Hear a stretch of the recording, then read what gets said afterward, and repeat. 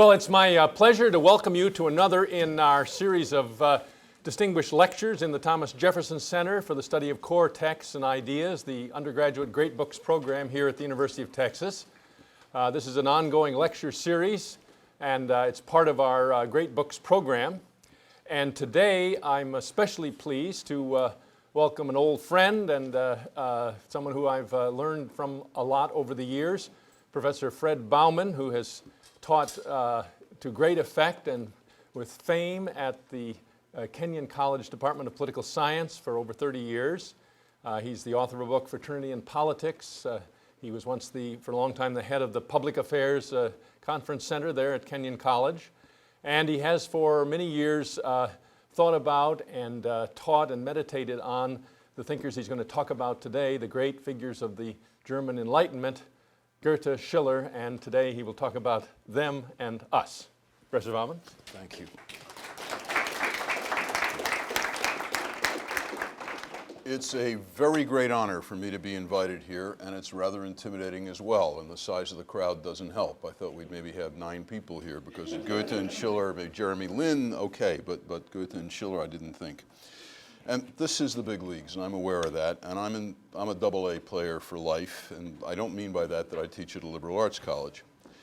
But I'm here, mostly, to offer some basics of an intellectual historical sort about a subject which I think provokes in educated Americans, I would have thought, at most, a kind of vague but also annoyed respect, namely the first Weimar, which here is going to mean Goethe and Schiller.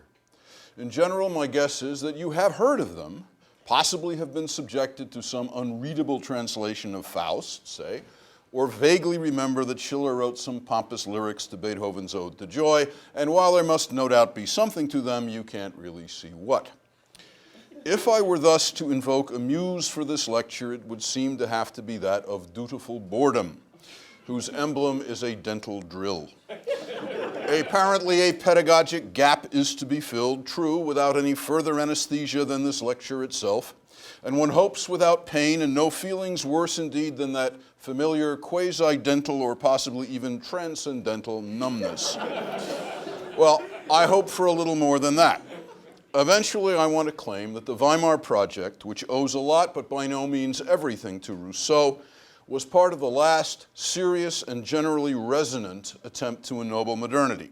Further, I will argue that its failure, and as well the scornful intensity with which that failure is still felt today, is responsible in part for much of what is really toxic, and above all, how educated people think and live, and for why they make such questionable citizens of free societies. That is, Goethe and Schiller were trying to reconstitute, out of the chaos that modern reason was making of humanity, a whole human being, top, middle, and bottom, where today, by and large, the thrilling edginess of the juxtaposition of high and low leads us essentially to fake the middle, where, as it happens, citizenship resides. Wholeness is either intuitively clear or very hard to define without tautology. I'll go with tautology. And John Stuart Mill, in On Liberty, who cites Schiller's friend Wilhelm von Humboldt's description of the goal for man as the highest and most harmonious development of his powers to a complete and consistent whole. Goethe and Schiller are generally thought of as the 2 greatest authors of the canon of German literature. They were contemporaries, Goethe the older and longer lived, born 1749, died 1832, Schiller 1759 to 1805. A complicated early relationship, dislike on Goethe's part, and a complex of envy and admiration on Schiller's side became a rather formal intellectual friendship from 1794 to 1805, and they never used the intimate second person with each other, though Goethe did with Herder and others. After Schiller's death, Goethe eulogized Schiller and, according to a biographer, go figure, exhumed, cleaned, polished, and shelved his skull. Thanks to Goethe, Schiller got a professoriate at Jena near the liberal Saxon Duchy of Weimar, so they lived close to each other, and they became a kind of team, as the statue suggests. They formed a self-conscious team trying to revive German and more broadly European taste and culture, first through Schiller's failed literary magazine Die Horen, later through polemical verses, the Kenyon, in which they skewered their enemies and sometimes their friends, who thereby became enemies, and above all, through Goethe's directorship of the theater at Weimar. Neither was simply a poet. Goethe was a philosophical scientist of note, working on botany and optics, while Schiller was an historian of distinction and something of a philosopher too. Schiller is often given credit for motivating Goethe to go back to literature, and in particular to finish the first part of Faust. The more mysterious second part was completed very late, long after Schiller's death. The biographers have a fine time comparing the two men. Here is a 19th century English biographer, George Henry Lewis, George Eliot's special friend, I gather. Goethe's beautiful head had the calm, victorious grandeur of the Greek ideal. Schiller's the earnest beauty of a Christian looking towards the future. After going on to contrast the healthy vigor of Goethe's brown skin and an indescribable something shining from his face with Schiller's eager eyes, narrow brow, tense and intense, his irregular features lined by thought and suffering and weakened by sickness, he says, the one looks, the other looks out. As we will see, this sort of thing, at every level, from the physical to the metaphysical, characterizes not just how others see the pairing, but how they, each in his own way, saw it as well.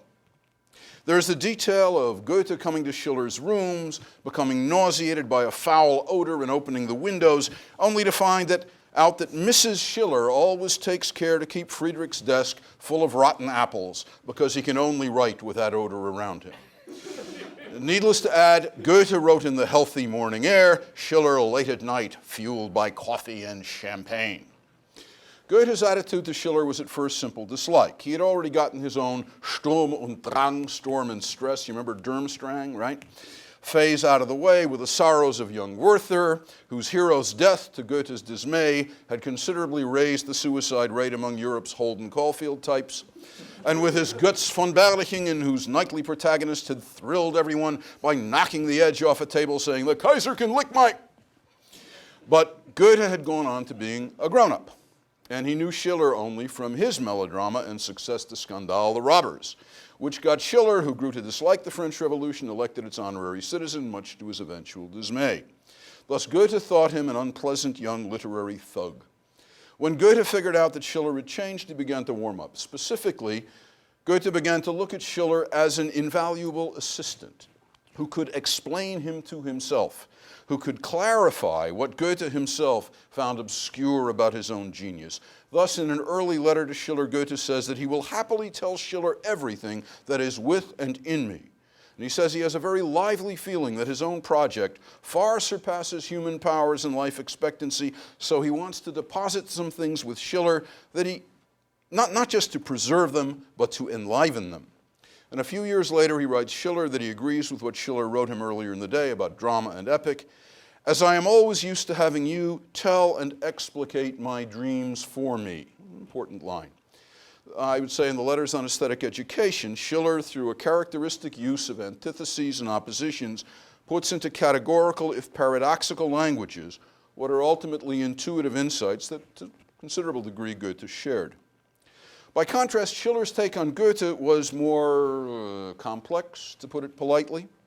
As late as Groundhog Day of 1789, writing to his friend Kana, we get this sort of thing. He has aroused in me a curious mixture of hatred and love, a feeling not unlike that which Brutus and Cassius must have had towards Caesar. I could assassinate his mind and once again love it with all my heart. His judgment matters enormously to me. And the same letter, I look at him as one does a proud prude whom one impregnates in order to humiliate before the world. It's lovely, lovely stuff. Their friendship began at a meeting of a learned scientific society at Jena, maybe by accident, as Goethe said, or maybe by Schiller's arrangement, as some scholars unkindly suspect, and started talking about Goethe's Urpflanze, his archetypal plant, about which they had a very characteristic disagreement that both, to their credit, did not allow to break up the developing Entente. For if they were rivals in the same game, which had begun as a literary revolt by German writers against the perceived tyranny of French neoclassicism. However improbably, Shakespeare, unser Shakespeare, our Shakespeare, as they came to call him, had been borrowed by Herder and Lessing as the representative of what a non-French, truly German literature could be. And Goethe and Schiller were showing in their early works that Germans could so write great literature without bowing to Corneille and Voltaire. But the issues involved in that quarrel went deeper, and above all to an affirmation of the particular against the universal, and of spontaneity and genius against formal rule. Thus, for example, Herder, in a very fine essay, argues there were no universal rules for drama. Greek drama had emerged from Greek circumstances, and that German drama would have to arise from German circumstances. Clearly, Rousseau plays a role here in the larger European world, but while there is a considerable overlap between Rousseau's concerns and those of the Germans, there are some important differences, as the above suggests. To put it simply, both are concerned with human wholeness and excellence, and the reductive and demoralizing effects of Enlightenment rationalism. But Rousseau accepts general teachings of natural right as well as natural science. The German concern with the particular as such seems a different matter, leading to somewhat different results. In short, what Goethe and Schiller found they had in common, however different their styles and approaches, was an effort to reconstitute the human being as a whole, as on the model of ancient Greece, but somehow on a basis that would acknowledge modern science and philosophy. As I understand it, Goethe's concern with the particular meant that, unlike others, the subjectivism of genius romanticism had to be rejected, not affirmed, because what it did in effect was concede truth to the materialists and just went off to dream in a sulky kind of way by itself. Goethe was all for science, saw himself as a scientist, but he wanted a science that, while objective, treated the phenomenon according to itself and not according to a reductive, abstractly materialist account of matter in motion. After all, a thing is not the same as its reduction to its parts, nor is how it comes before us and we experience it merely subjective or epiphenomenal, like Descartes. The problem of reconstituting that human wholeness, which they faced in common, took the form it did for a number of reasons. One of them was the result of the decline in the power of Christianity to direct not just belief, but the imagination. If you think of the difference between, say, J.S. Bach and C.P.E. Bach, you'll know what I mean. If Christianity had in effect stretched men on the rack between their bestial nature and their angelic duties, letting go of the angelic pole hadn't meant a return to whole human beings who, whatever their inner contradictions, managed to live them in a kind of unity. Schiller notes in his poem, The Gods of Greece, where the Greeks saw in the sky Apollo driving his chariot, contemporaries saw a bag of burning gas, the sun. Voltaire's Cultivate Your Garden from Candide, however Epicurean, lacks something compared with the self-sacrifice of God on the cross.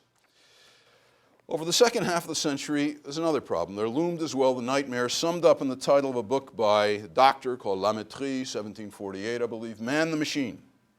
You know, all those robots and homunculi come straight out of that. What if we're just matter in motion? Thus the task that Goethe and Schiller faced, like Rousseau, but not simply in his way, was reconstituting a world that had been reduced to matter in motion, of men who had been reduced to matter moved by desire, into something that was both more truthful and nobler, and this is to be done without rejecting science or recurring to superstition. Perhaps the best way into the heart of what Goethe and Schiller were about might be through their first conversation. It didn't go all that well. They were talking about Goethe's Urpflanze, his archetypal plant. Not a Platonic idea of plants, but somehow the plant of all plants. Schiller thought it was a terrific idea. Goethe said it wasn't an idea, neither Platonic nor Kantian. It was a plant, or rather what he called a primary phenomenon. He replied with annoyance to Schiller's view that the Urpflanze was, as one scholar puts it, in the subjective mind and not in sensory experience, that, well, so much the better. It means that I have ideas without knowing it and can even see them with my own eyes. In a very short essay called Experience and Science, Goethe explains something of what he meant by describing an ascent from the empirical phenomenon, which everybody becomes aware of in nature, to the scientific phenomenon, which is determined by experiments, to the pure phenomenon, which stands there finally as the result of all experiences and experiments. It can never be isolated, rather it shows itself in a perpetual flow of appearances.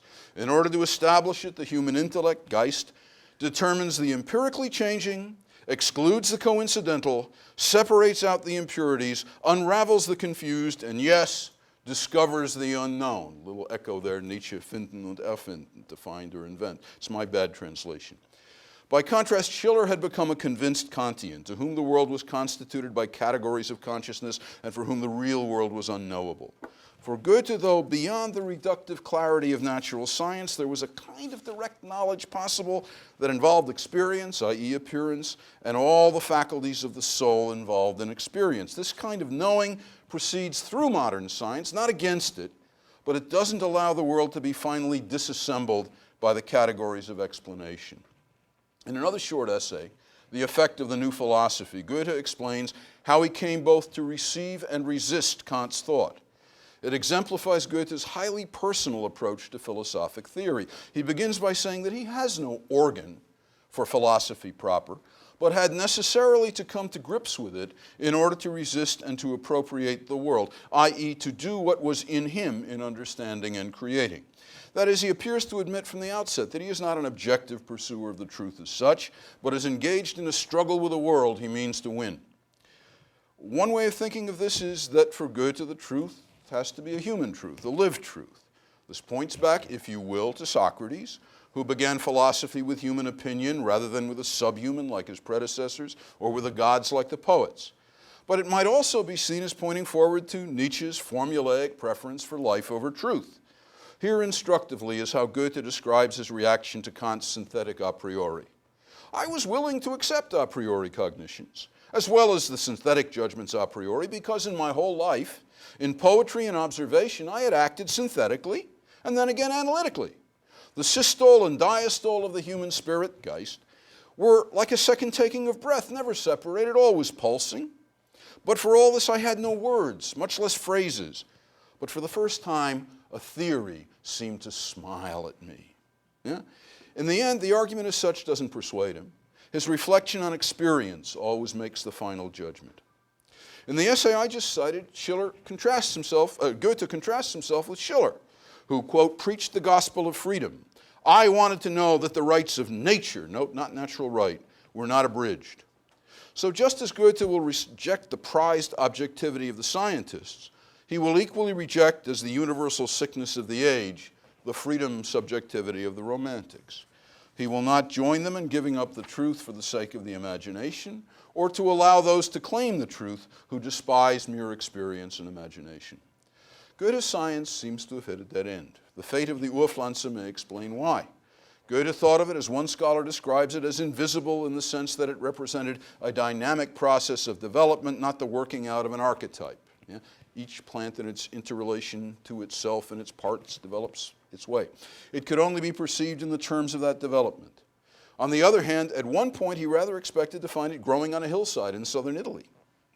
Its significance may be more in what it attempted than what it achieved.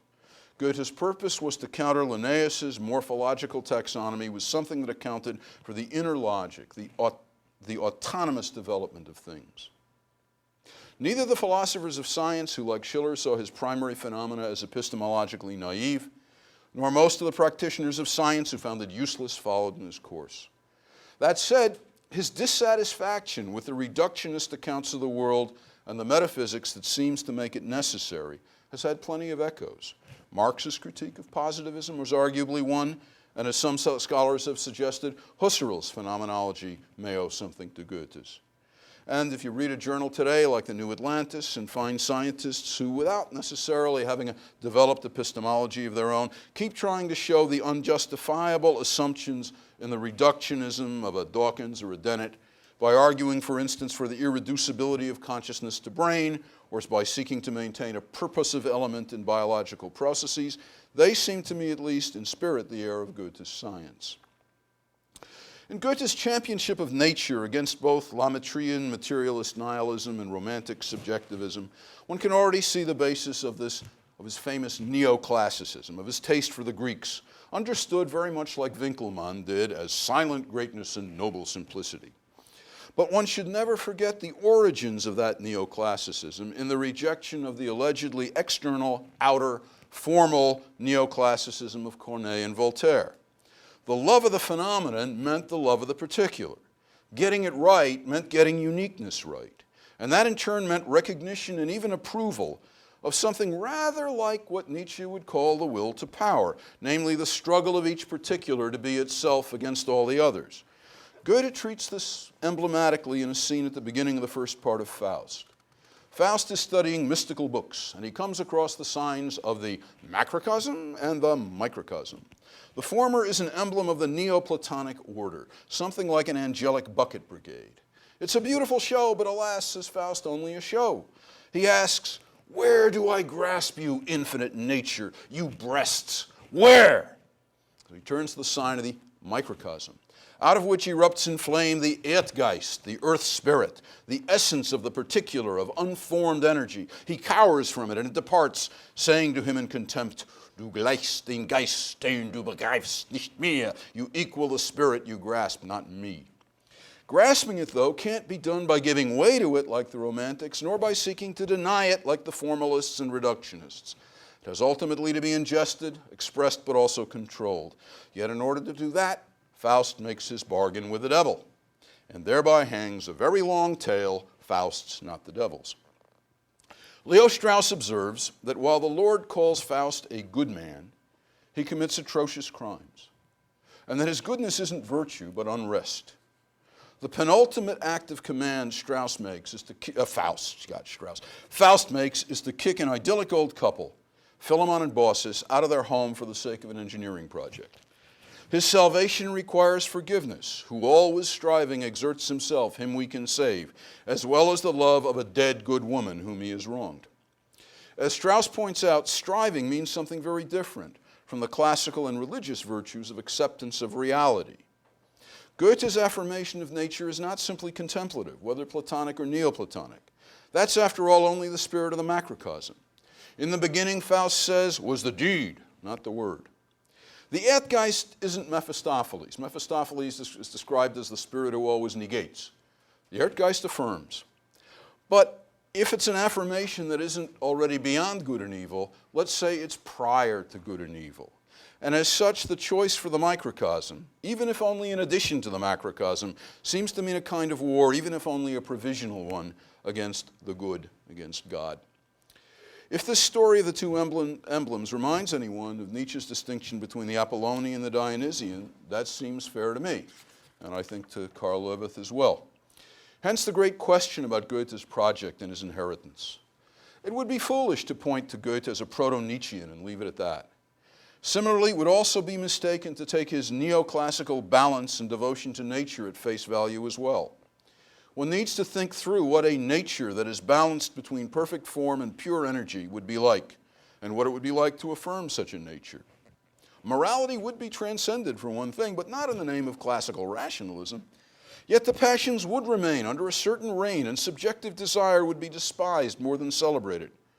To comprehend such a nature might indeed require a God beyond human standards. Imbalance in favor of the demonic would be unjustifiable, but a perfect balance between the demonic and the formal would itself err on the side of the formal.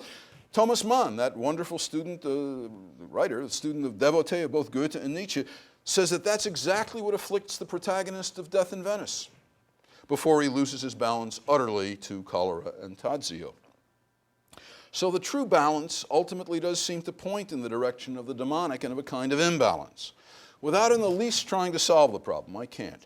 Let me first just suggest that this effort to recapitulate ancient wholeness in a world torn apart and degraded by modern thought on a modern basis has within it the seed of an extraordinarily radical revaluation of values. At the same time that it might possibly be a barrier against that revaluation if the concessions it makes to the demonic are deemed sufficient. Where Goethe seems mysterious, Schiller seems paradoxical. This is because what Goethe holds together, even when he indicates the contradictions, Schiller externalizes. He's easier to understand, therefore, I think. He's also a lesser figure, as he himself acknowledged throughout. His distinction between naive authors, which is a term of praise, not criticism, and sentimental ones, also a term of praise, like him, makes the point clearly. The naive author, and Schiller thought Greek art typically naive, shows you the world he describes as exactly what it is. You believe the moment. If you read some Tolstoy, you get the idea. The sentimental author, i.e. typically for Schiller the modern one, uses the description and the subject matter to make you feel or think something. Think Dostoevsky. Whatever tensions and contradictions, whatever themes are present, are implicit in naive art. In sentimental art, if not always easily perceivable as what they are, they're still easily perceived as being there and as intended. You can tell he's doing work. As poetry, it's hard not to prefer the naive, though ultimately Schiller claimed a certain intellectual superiority for the sentimental. Anyone who reads German can compare a typical poem of Goethe's, say the short lyric Über allen Gipfeln, with one of Schiller's, say An die Freude, the Ode to Joy, and you'll see what I mean. The former conveys a feeling, the hush of twilight, with a perfect and untranslatable lyric, which in the last line becomes a harbinger of the reader's death. The latter, rousing enough for Beethoven to adopt, presents a kind of teaching about human solidarity and identity. Schiller made his name with The Robbers. It's a melodrama, modeled a bit on Fielding's Tom Jones, about the conflict between a bad, calculating, cynical older brother, Franz Moore, and a good, naive, and courageous younger brother, Karl, who becomes head of a bandit gang. And he ends up killing his beloved, Amalia, because she asks him to, because his gang requires his loyalty, and by golly, the problems of two little people, you know that one. And then he nobly turns himself over to justice, making sure the reward for turning him in will go to a poor man with 11 children. Very edifying it is in a Sturmy and Drangy kind of way, and a big hit of the sort that Goethe had learned to deplore. Still, it is worth noting that the robbers, for whom Karl allegedly killed Amalia, but who, after all, he's not going to lead since he's going to jail, say, let him go. It's megalomania. He wants to exchange his life for vain admiration, to which Karl Moore replies, one could admire me for it. In a poem about Moore, a pretty bad one at that, Schiller describes him climbing on the shoulders of shame, which blows away and leaves admiration. That is, Moore represents the appearance of excellence based on forgotten vice. Thus, even at the outset, Schiller, the start of his career, his most romantic, he suggests there may be a considerable distance between the intended effect of his plays and characters on the audience as a whole and what he thinks about them, and would like at least some viewers or readers to understand. His third play, Kabbalah Liebe, has another Karl Moore-type hero, a noble young lover who is easily brought to suspect his bourgeois beloved's virtue and ends up poisoning her lemonade, which is why in my family lemonade was called Pale Louisa. There is a grotesque and even comical scene at the end of the play, which reminds me of Nast's famous cartoon of the Tweed Ring, with each character blaming another for the death of Louisa. The hero blaming his evil, calculating Franz Moore-type father, and the father blaming Wurm, his sneaky agent. The latter, yes, his name means worm or serpent, is the only one with enough character to assume responsibility and curse everyone. Despite the moral poltroonery of the hero, this hasn't prevented serious scholars from thinking that Schiller meant him to be admired, but I think they misunderstand Schiller, even the very early Schiller, because they don't notice that Schiller either had learned something important from Rousseau or had thought it out for himself. Schiller knew about Rousseau early, wrote a poem on him, also not so good, but apparently got him secondhand through Wieland. Thus he follows Wieland's mistake in thinking that Rousseau really wanted to go back to natural man. Still, he either read The Social Contract with some care or came to remarkably similar conclusions about the figure Rousseau calls, depending on the translation, the legislator or the lawgiver, that mysterious godlike figure who holds no office, but who molds the characters of peoples, who prepares them for their laws, who persuades without convincing. I think that Schiller early on and all the way through is engaged in precisely this kind of cultural legislation in his poems and plays. Comes a long part that I cut. Don Carlos, written over the mid-1780s, while Schiller was coming to terms with Kantian thought, develops the practice of what Schiller would later call aesthetic education in what I think is a very clear way. And while my reading of the play, though closer to what some recent scholars have found, is somewhat at odds with traditional views, I think it is in fact quite in agreement with what Schiller himself says about it in the letters on Don Carlos, a text which Orthodox scholars have often had to find some way to explain away. The play presents two equally noble heroes, Don Carlos, the Crown Prince of Spain, who, however, is wholly concerned with private things, above all love and family, and his friend, the Marquis Poza, who becomes the paradigm of the heroic liberal political revolutionary for the next century. He gets most of the great lines in the play, and there are a lot of them, including the one that led a German audience to applaud in the darkness of a theater the one time the Nazis let the play be produced, "Sire, grant freedom of thought." It turns out, however, if you can get past the glamour and the daring-do on the great lines, that while Carlos really is a good and gentle soul, though utterly practically inept, Poza is manipulative, dishonest, vain, and a rotten friend to Carlos. Also, it turns out that he too is totally incompetent as a plotter. In the letters on Don Carlos, Poza is gradually unmasked, first appearing as only approaching the status of a Schwärmer, a rash, half-baked idealist, for a brief moment. Ultimately, though, Schiller tells us bluntly that Poza is a thoroughgoing Schwärmer. Notably, however, Schiller never states explicitly that he is incompetent. The political aspect of things is kept tacit. In fact, the true Machiavellian figure in the play turns out to be the Grand Inquisitor. Dostoevsky got him from Schiller, the sum of all superstition and evil, utterly hateful, but alas, the only one who really knows what he's doing. The 11th letter gives a clue to what Schiller is doing. He says that there are just men, heroes, and lovers. From the just, we want our rulers, and from the lovers, our friends. Poza, however, is a hero. Well, okay. But if heroes are lousy rulers and rotten friends, what good are they? The unstated answer is that they are good on the stage, in plays, where they ennoble our feelings and intentions, where they make us the kind of guy who, like Woody Allen in Play It Again, Sam, gives up Diane Keaton to Tony Roberts because he wants to be like Bogey, giving up Ingrid to Paul Henreid in Casablanca. Poza is there to educate, not please to be imitated. Don Carlos, I think, thus already shows the conceptual basis of the letters on aesthetic education. There, Schiller will describe two kinds of people, savages and barbarians, on whom art, the art of the Rousseauian legislator, I would say, has to work. The former, the savages, are what we might call barbarians, or maybe we wouldn't because it's not nice, namely those who haven't been civilized at all. In the Europe of his day, arguably most of the population. The latter, the barbarians, are in fact those who would call themselves the educated and the civilized. The savage is taught by the play that self-overcoming can be noble. The real target, though, is the barbarian, who has become cynical about nobility as such, who has strong tendencies to becoming a Wurm. He is to see his own baseness and to learn to aspire to being a Poza or a Bogart, though, of course, probably being an essentially peaceful bourgeois individual, he isn't expected to, nor should he try, these tricks at home. There is, however, a third audience, which is meant to see both the illusory character of the lessons being taught and their true value, but it is very small. Conceptually, the letters on aesthetic education begin with a rejection of the French Revolution and of political reform. The reason behind it is stated there in an image about three kinds of artists. The artisan is utilitarian. The thing works, but he has no regard for the materials and he brutalizes them to his ends. The fine artist appears to care about his materials. His sculpture will show off the grain of the wood. But he cares only for his work of art. In the end, he brutalizes the materials as well.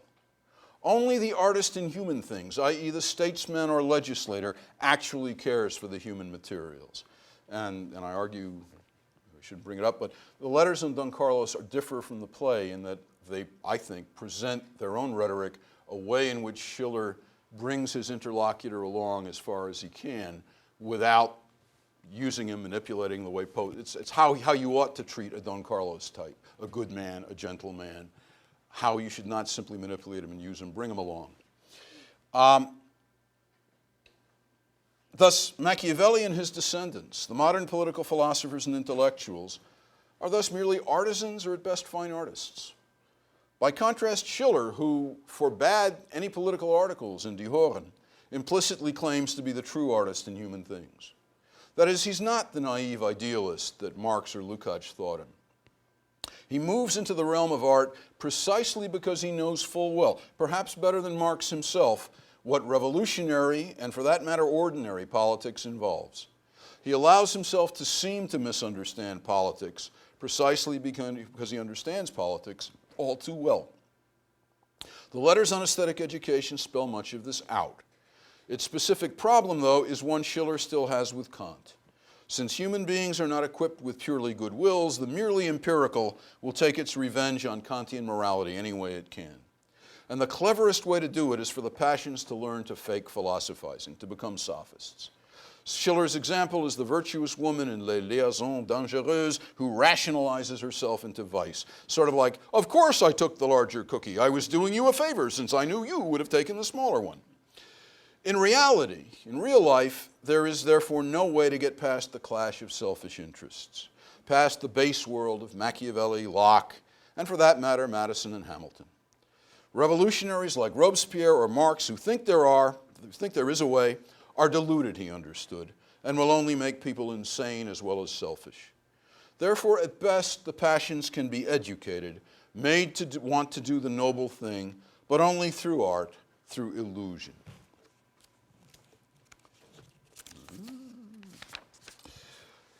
In place of the statesman and of the priests, the artist will have to step into their place.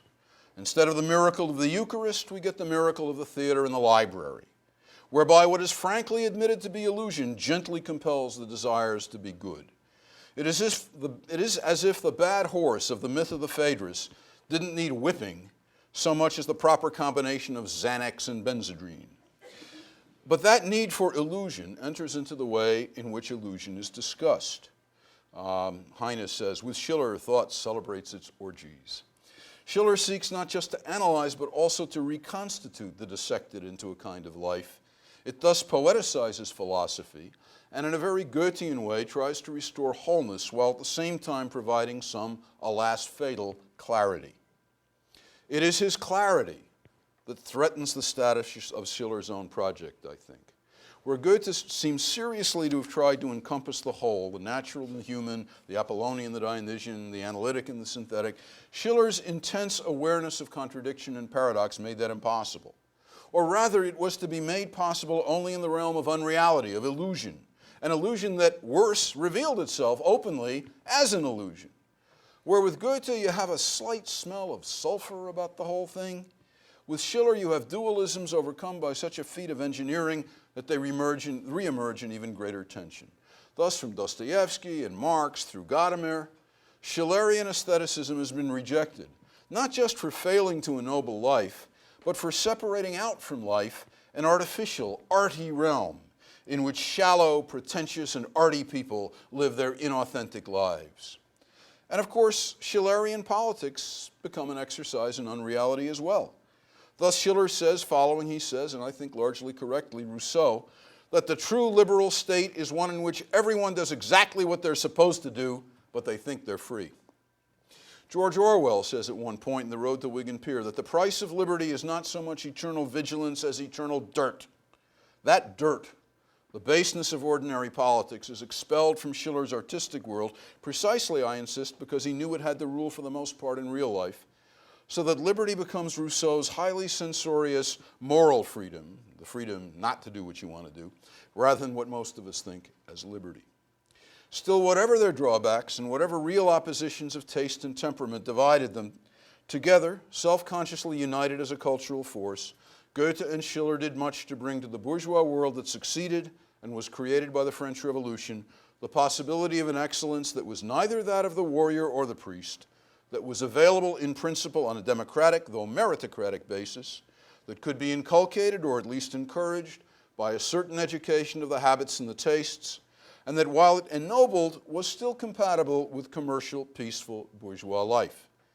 And it is necessary, even if difficult, to remember how successful the cultural project that they began once was. Consider Mill's spontaneity, which comes straight out of Schiller, a kind of courageous, free, appropriate response to circumstances, however dire, for which he thought liberty was necessary. Who can deny that Millian liberalism had an enormous and in many ways a beneficial effect?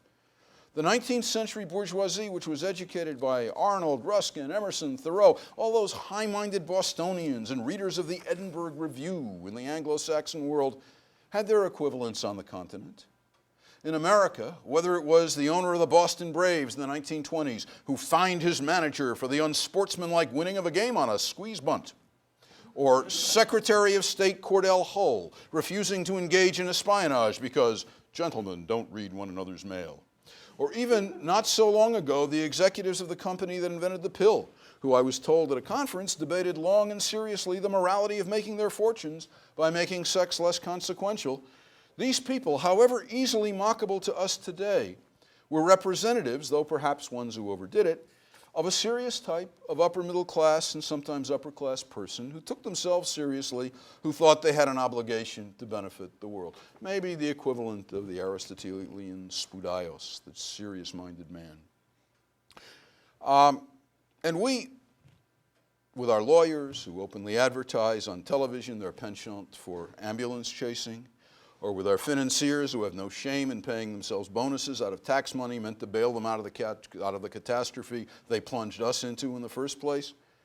And for that matter, what about we ourselves, wised up daily by The Daily Show, who just jeer at them as well as at everything that isn't sufficiently hip or properly ironic. Ultimately, however, the project surely failed. By the middle of the 19th century, the artists were already sick of the task of making people moral.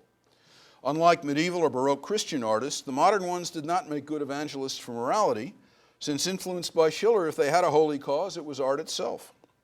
Baudelaire's Flowers of Evil is as good an emblem as any of the refusal of the artists to keep undertaking the task of ennobling a bourgeoisie they rather tended to despise.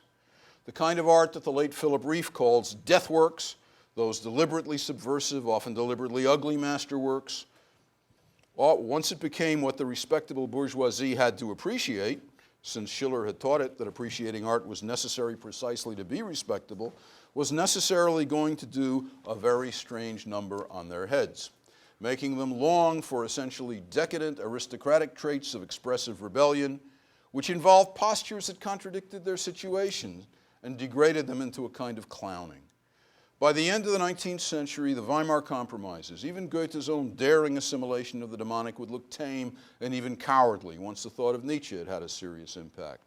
True, early Nietzsche inherited a lot from Schiller and Goethe, but he rejected their allegedly merely Apollonian classicism, which he claimed, grounded on something much deeper and uglier, the Dionysian orgy, the Erdgeist grown titanic. By the beginning of World War I, the prospect of an eternally progressive and enlightened, high-minded bourgeois world had become so boring to most of those who were expected to live it that they welcomed catastrophe with wild cheering in the streets. What Nietzsche had predicted about the Hegelian end of history through perpetual moderate liberalism had seemingly come true. Any fate seemed better than that. And by the end of World War I, the nausea with which Wilfred Owen treated sentiments like dulcet decorum est pro patria mori, the nausea that Sartre's Roquentin was to have 20 years later for humanism, this lymphatic beast that devours our red blood, became so fundamentally ingrained in the sentiments of educated Western people that we still can't get over it nearly a century later. Just think of contemporary tastes in music and where they come from. So it's hardly surprising that Goethe and Schiller don't mean much in the Anglo-Saxon world anymore. The cultural project they are identified with is more foreign to us than the ancients, and to the extent that we have any feeling for it, it's probably visceral dislike. Still, the effort to ennoble liberal democracy and liberal Democrats has not ended. After all, Professor Pangl is the author of a very fine book called The Ennobling of Democracy.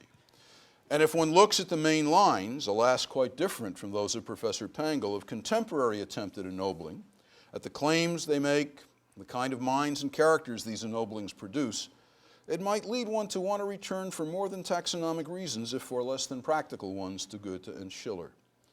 The standard model, as far as I can tell from what I've seen around the last half century, of the contemporary American equivalents to the noble liberalism of Goethe and Schiller, have ingested post-Nietzschean relativism, but they haven't let it bother them.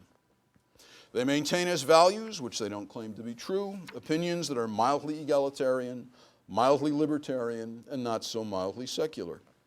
But the way in which they hold them unmistakably owes a great deal to the Protestantism they think they have transcended. That is, they are held with much moral righteousness and ultimately as a proof of their own goodness.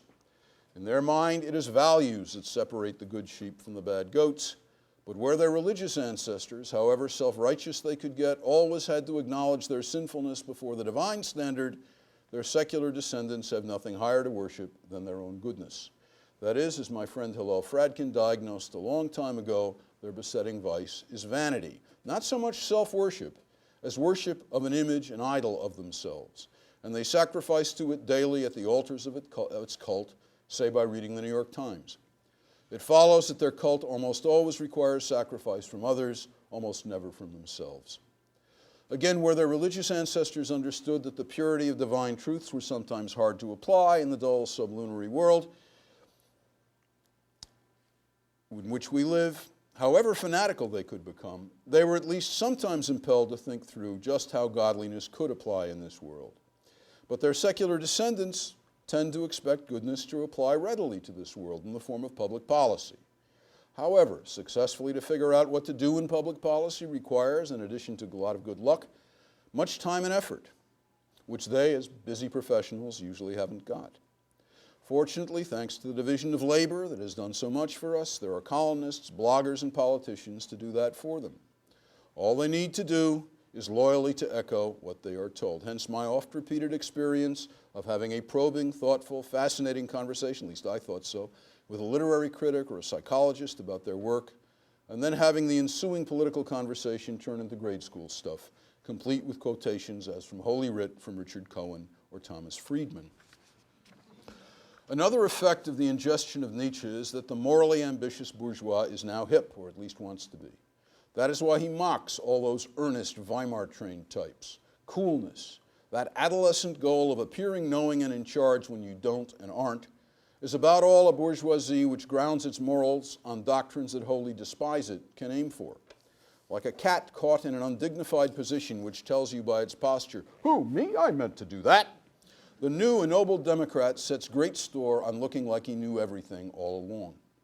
Of course, this does not prevent him from, on some especially tasty occasion, laying aside his burden of irony and waxing righteously indignant in the best Joseph Welsh, "Have you at long last no shame" manner, but it's an act. And at bottom, he knows it. An example, I would say, would be the utterly phony outburst of concern about civility a year ago, coming from people who had just before and would again soon engage in highly intemperate rhetoric. When either forced or through choice they enter the public arena, they become actors, poseurs, precisely the kind of barbarian that Schiller portrays in Kabbalah Liebe and Rousseau denounces in the first discourse and the letter to D'Alembert. Worse than the manifestations of shallowness, however, are the tendencies that underlie it. Because the new democratic nobility bases itself fundamentally on something that either denies nobility altogether or finds it in extravagant antinomian gestures, because, that is, it is based on what I will call postiness, postmodern, post-Nietzsche, post-religious, post-liberal, post-breakfast cereal, for all I know. It tends to have a guilty conscience towards much that threatens it. It has a soft spot for criminals, terrorists, and even for tyrants. All the noble bourgeoisie requires to find in itself some warmth for Chavez or Al-Qaeda is that their circumstances be pleasingly portrayed, above all, as boys gone bad because of victimization by the heartless and the greedy. There's a functional blindness because it not only enables them to feel effortlessly superior because of their compassion, but it allows their severely repressed ids, always required to feel guilt for the sins of their class, which they pay for in what someone clever once called guilt-edged bonds, some vicarious satisfaction when the poor misunderstood tyrants and terrorists commit a new outrage. I've got an example here I won't give. What comes through in all of it, aside from the shallowness, self-regard, and semi-conscious lusting after vengeful destruction, is the falseness of tone.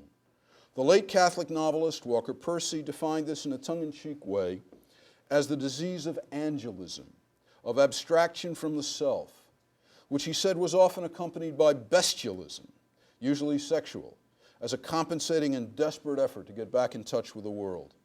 But there is political bestialism as well, and aesthetic, as Rieff well understood in his analysis of much modern art. But I think Percy made a pretty good diagnosis. It's something like what that other Christian writer, C.S. Lewis, described as men without chests. The high intentions are there, the low drives acknowledged and affirmed, but in the middle, nothing. Where the high and the low are supposed to come together in a whole human being, and in the qualities and practices of such a being. Good sense, moderation, good humor, a balance between indignation and compassion, self-restraint and self-confidence, All too often, at least to me, there seems to be a set of attitudes struck ad lib. That is, the last serious and at least temporarily successful effort to ennoble liberal democracy was the one in which Goethe and Schiller played a major role, and which has been replaced by the current jerry-built, tottering, and almost self-consciously self-contradictory version. I have despaired of any prospects of anyone reviving the older version in any form as a cultural movement. But for those like you, who are already students of the tradition of Western thought, I think Goethe and Schiller might be of considerable use. True, you have the ancients, and maybe that is sufficient. But my guess is that you are yourselves Democrats, egalitarians, and even Christians, not necessarily in your beliefs, but in your deepest tastes and assumptions. Goethe and Schiller are still closer to you in some important ways than Lucretius, who could say, for instance, how pleasant it is when windstorms lash the mighty seas to gaze out from the land upon another man in great distress. Not because you feel delightful pleasure when anyone is forced to suffer pain, but because it brings you joy to witness misfortunes you yourself do not live through. That's Lucretius, Book 2. The claims of the private, of love, of another human being are likely to mean more to you than, say, to Socrates. If so, Goethe may have something to teach you. While it is possible that you may come to learn not just intellectually, but in every fiber of your being that, let me put it politely, morality looks different from the viewpoint of philosophy than from the viewpoint of the citizen, you also may not. And then Schiller's concern for morality may still be a matter of concern for you. In any case, the problem of how to live well is there for you as for everyone. And I feel safe in saying that the kind of people produced by the project founded by Rousseau, seconded by Goethe and Schiller, by Beethoven, Stendhal, Tocqueville, quite a few others, probably can stand comparison with those produced by a daily ingestion of all things considered based on vague memories of studying John Rawls in college. These were people who, at their best, could control themselves, could understand sympathetically the viewpoints of others, but who still had a bottom line, who could recognize tyranny for what it was and had a good conscience about fighting it. And best of all, because they had principles that were separable from fashion or ideology, they could recognize oppression and injustice even when it came from an unexpected direction, one they had been inclined to see sympathetically, like Schiller with the French Revolution. Capable of righteous indignation, and yet also of not giving in to its charms or losing awareness of their own limits and faults, they understood intuitively that famous Churchillian motto about in war, resolution, in defeat, defiance, and victory, magnanimity, and they lived it. They're the kind of people you want to have around you, at their best, at least, both in a fight and in peace. While neither they nor their teachers were perhaps fully philosophical, they weren't simply deluded either. They were, I believe, onto something, and they can put you onto something too.